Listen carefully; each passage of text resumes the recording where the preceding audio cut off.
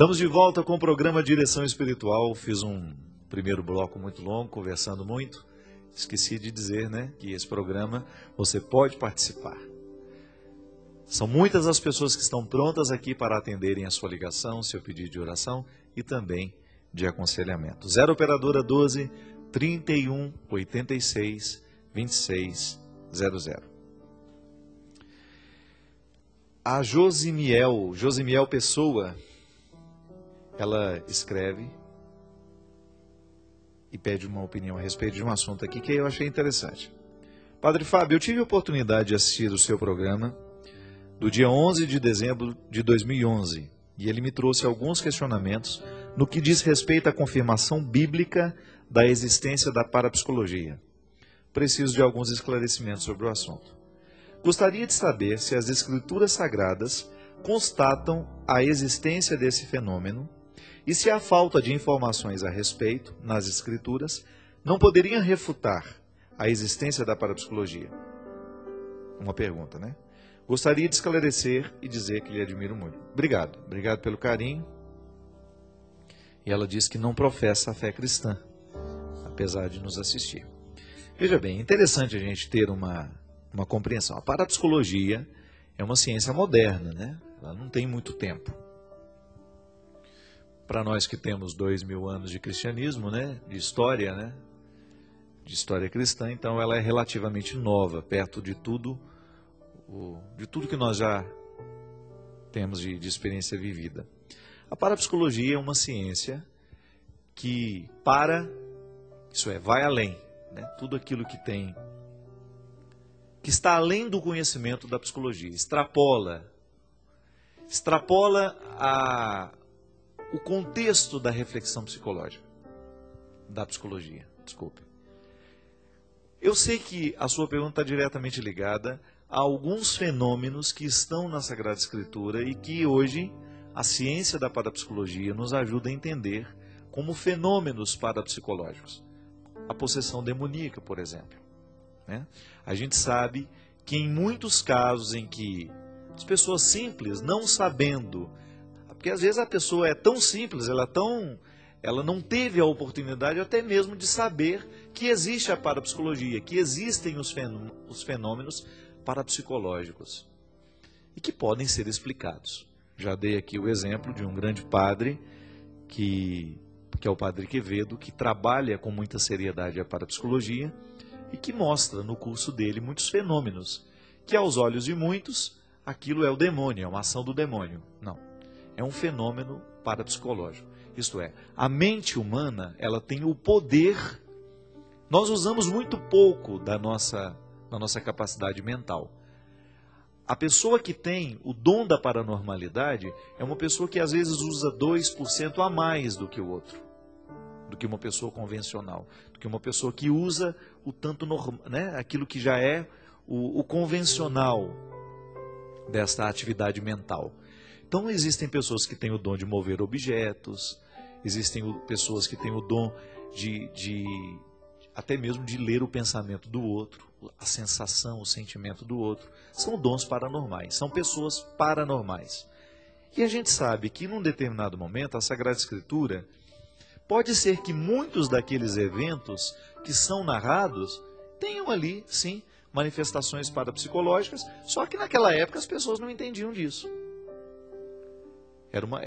Volto a dizer que é uma ciência nova.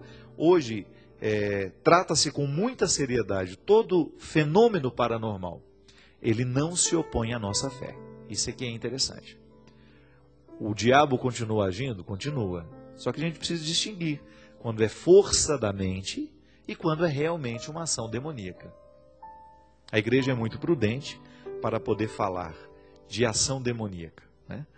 A gente tem muitas vezes aquilo que as pessoas simples chamam, o demônio está se manifestando naquela mulher. Às vezes é uma reação histérica, que por não ser compreendida, por faltar àquelas pessoas esse conhecimento, acaba atribuindo isso como fenômeno. Né? Fenômeno, tudo é fenômeno, porque a palavra fenômeno é tudo aquilo que se manifesta. Então tá, manifestou-se, a pessoa moveu um objeto de lugar, E aquilo é um fenômeno paranormal. Poder da mente. Claro que a gente fica assustado quando vê. Eu já não tenho mais tanto medo disso, porque já tenho o conhecimento. O conhecimento nos liberta desses medos, né? Mas uma pessoa que não sabe, que não conhece fenômenos parapsicológicos, pode ficar muito assustado quando vê isso acontecer. O fato é que a Sagrada Escritura fala de manifestações do diabo, de possessões, e não cabe a nós julgar se aquilo ali era um fenômeno parapsicológico ou não, porque a nossa fé está acima disso, né? A gente precisa ter uma liberdade, né? Dar à palavra a liberdade de ser metáfora. Não tem nenhum problema. Aquilo ali não é menos verdadeiro porque é metáfora. Ah, então eu vou ler a narração do Gênesis e eu preciso acreditar que foi tal qual como está escrito. Não precisa. Eu acredito que Deus criou todas as coisas. Mas aquela narração literária, ela pode estar cheia de metáforas, sem que isso atente contra a verdade do texto. Essa é uma sabedoria que nós precisamos ter. Eu não acredito só porque está escrito. Não. O que está escrito é um instrumental para me ajudar a compreender a minha fé. Mas eu preciso ser livre diante dessa letra e dar à letra também a oportunidade de ser livre. A nossa fé ultrapassa tudo isso. Eu creio em Deus e creio na existência do diabo. Pronto. É uma profissão de fé. Eu sei que o diabo, o diabolos, né, do grego, aquele que divide, aquele que separa, está presente na sociedade através de situações e age através de pessoas, mas sem que elas estejam endemoniadas, né?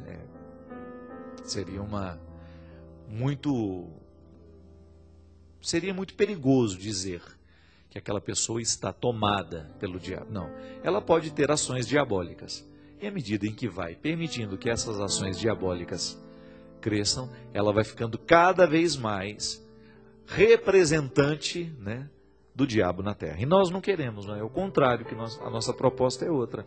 A gente quer expulsar tudo que é diabólico e a gente quer fazer prevalecer tudo aquilo que é divino. Mas a parapsicologia existe, ela estuda os fenômenos que são provocados pela mente humana, mentes que são um pouco mais usadas, né, um pouco mais um pouco mais evoluídas, quem sabe, né? Não sei se estou correto em dizer isso, mas uma mente que está sendo mais utilizada. É assim. Se eu uso tantos por cento da minha mente, o paranormal usa um pouco mais do que eu. É isso. Padre Fábio, quem me escreve é Alice Pimentel.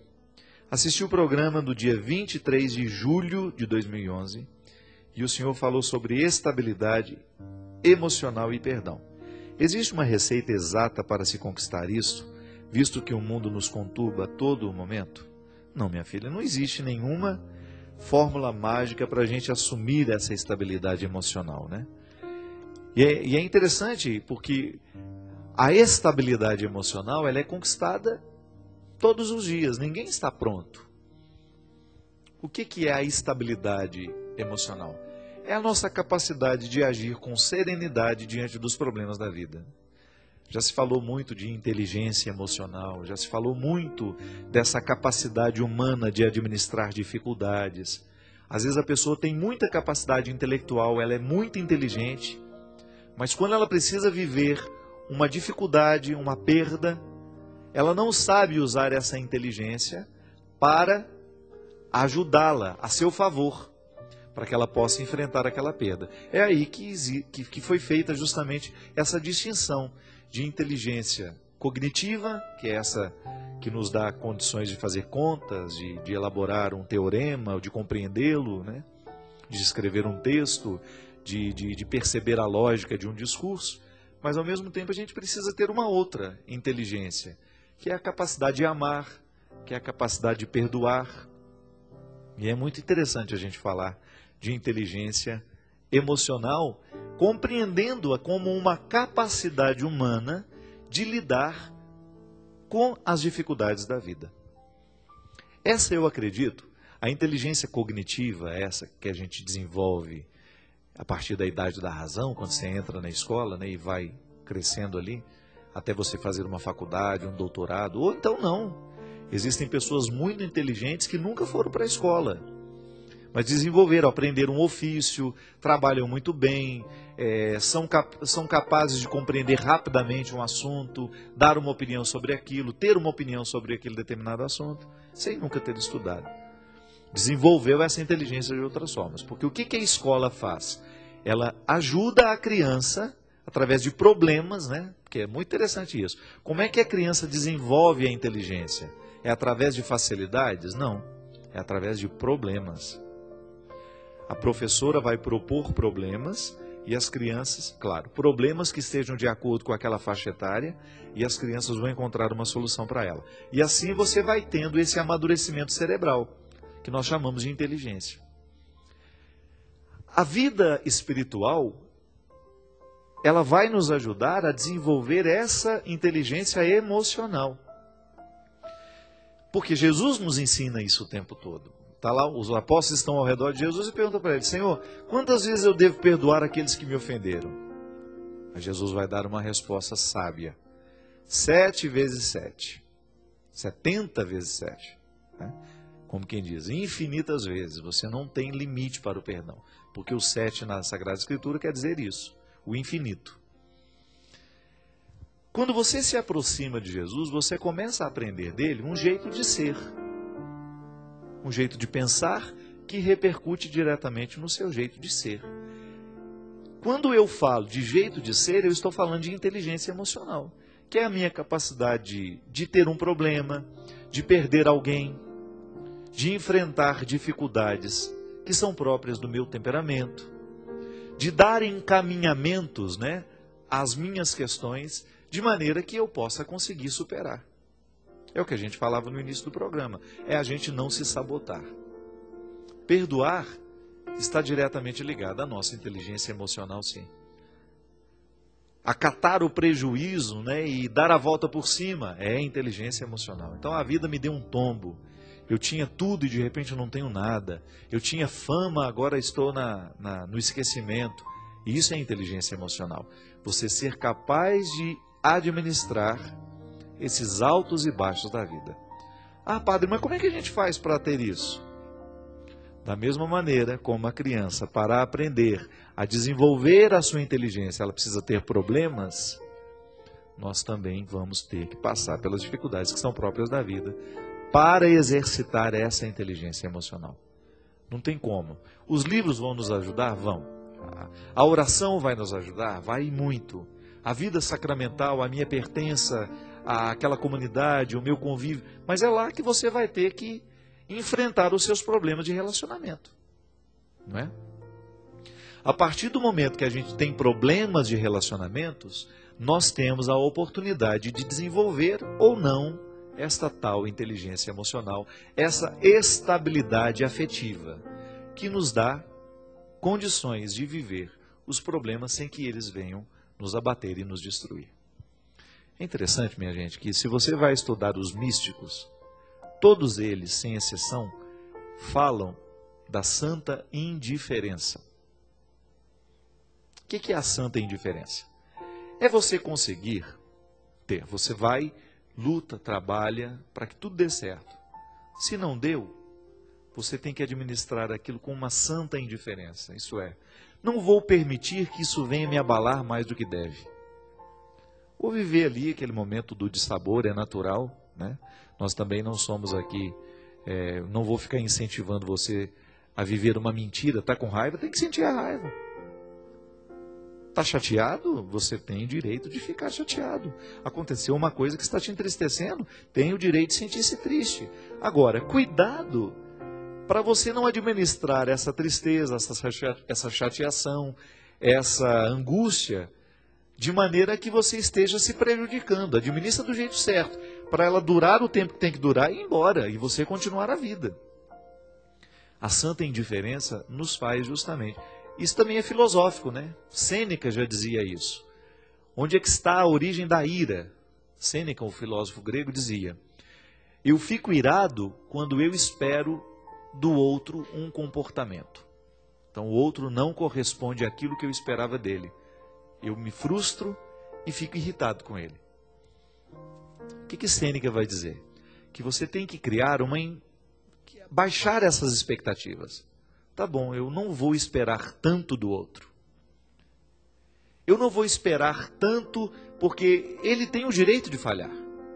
E se ele falhar, eu já estarei preparado, porque eu já não estava esperando muito. Agora, se eu espero demais, se eu crio expectativas demais e quando acontece não é aquilo que eu esperava tanto, eu vou ficar frustrado.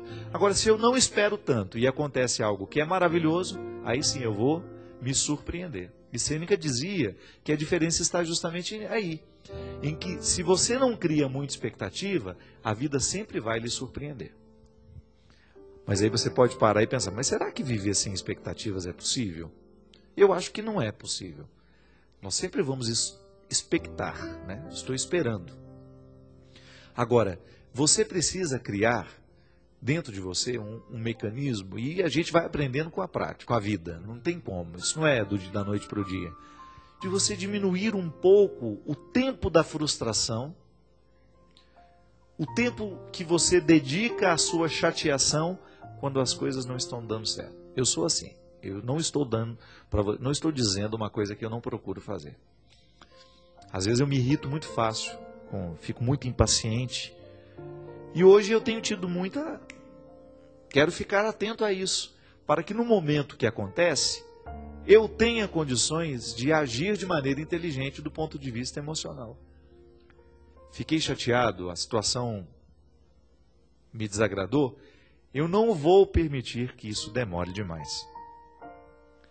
Porque eu acho que isso é exercitar a inteligência. Volto a dizer, da mesma maneira como uma criança precisa fazer exercícios de matemática com problemas para poder aprender a fazer contas e ficar inteligente, o ser humano também precisa enfrentar os problemas emocionais para que depois de ter passado por eles, você perceba que você cresceu, que você já não é mais o mesmo. Padre Fábio, assisto sempre o seu programa e tenho um dilema muito grande na minha vida.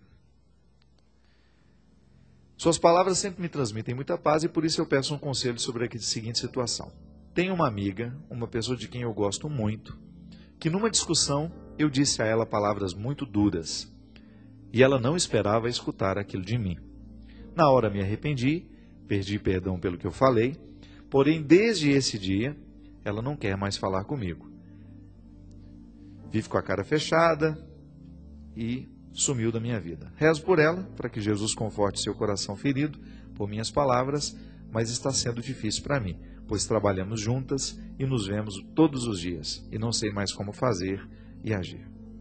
Maria Elvira. Maria Elvira, minha filha, tudo que a gente diz tem consequências, né?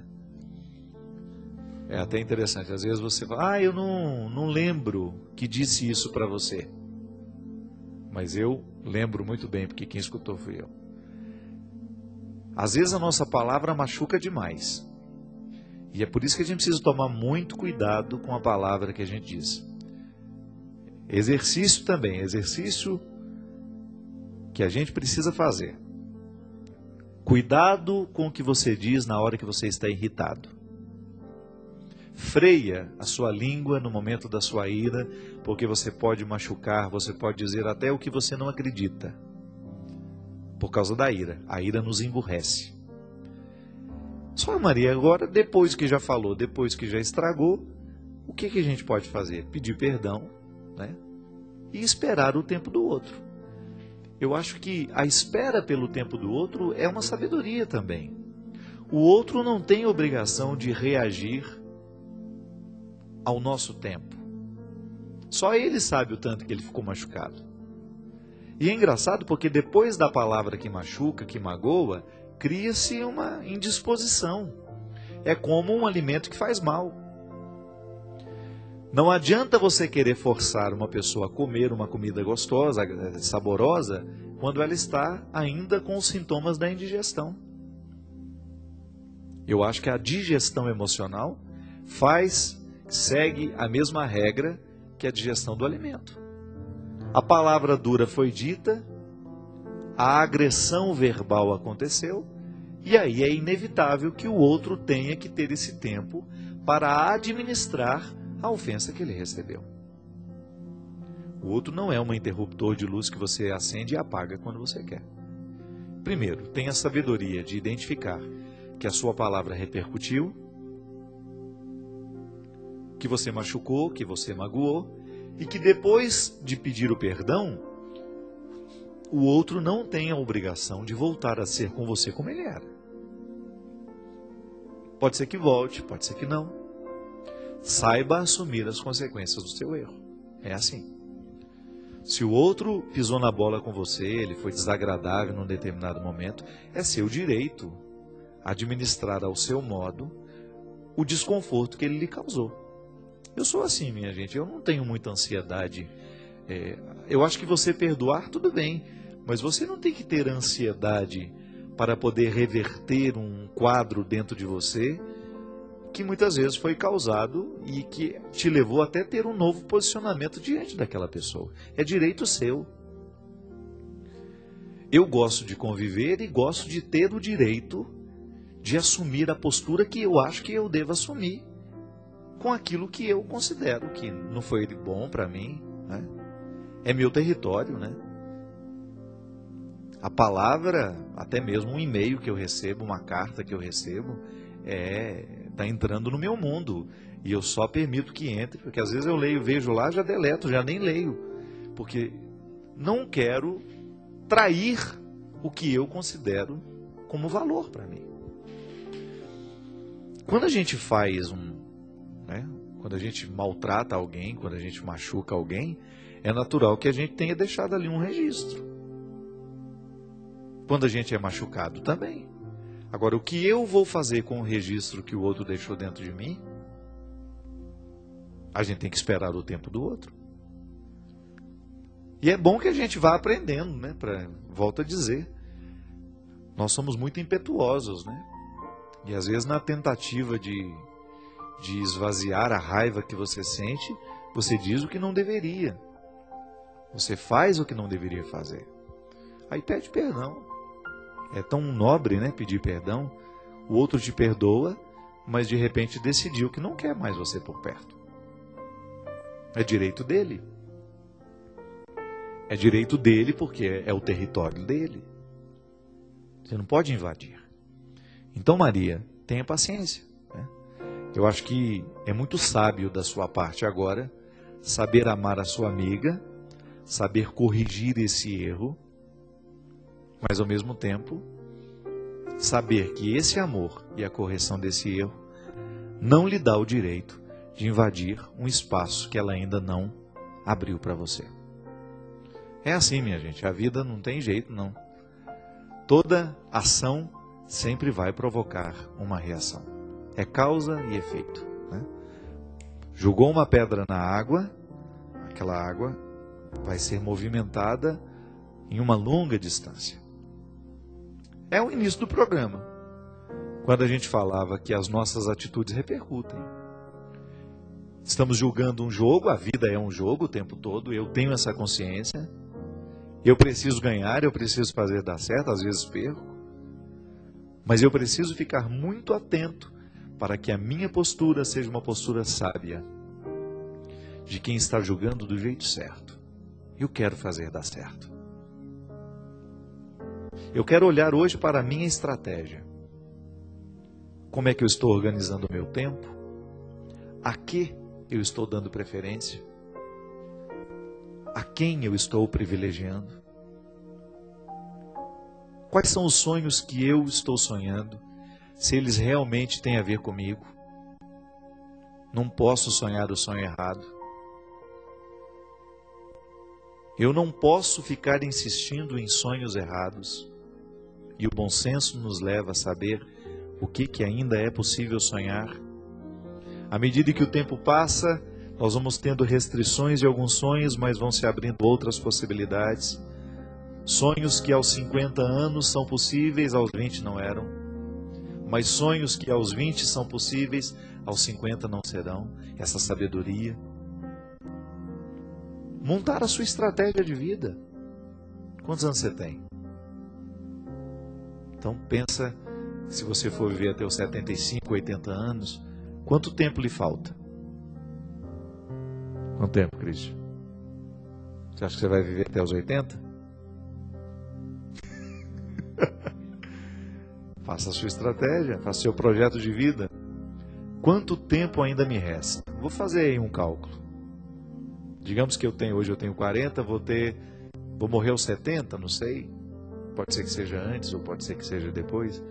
Vou pensar, qual é a estratégia que eu posso montar para poder ser um velhinho mais satisfeito, né? Para poder ser um velhinho mais feliz, para poder estar em perfeita harmonia comigo mesmo, para que quando eu tiver que me despedir dessa vida, para entrar na glória eterna, se Deus quiser, eu esteja satisfeito com aquilo que eu vivi, com aquilo que eu escolhi. É o que lhe desejo. Que nesse tempo que lhe resta, a sua estratégia seja muito boa. Derrame sobre nós a bênção do Deus Todo-Poderoso, Pai, Filho e Espírito Santo. Amém. Até a semana que vem, se Deus quiser. Eu sei que é difícil esperar, mas Deus tem um tempo para agir e para curar. Só é preciso confiar. Se a cruz lhe pesa, não é para se entregar, mas para se abrir.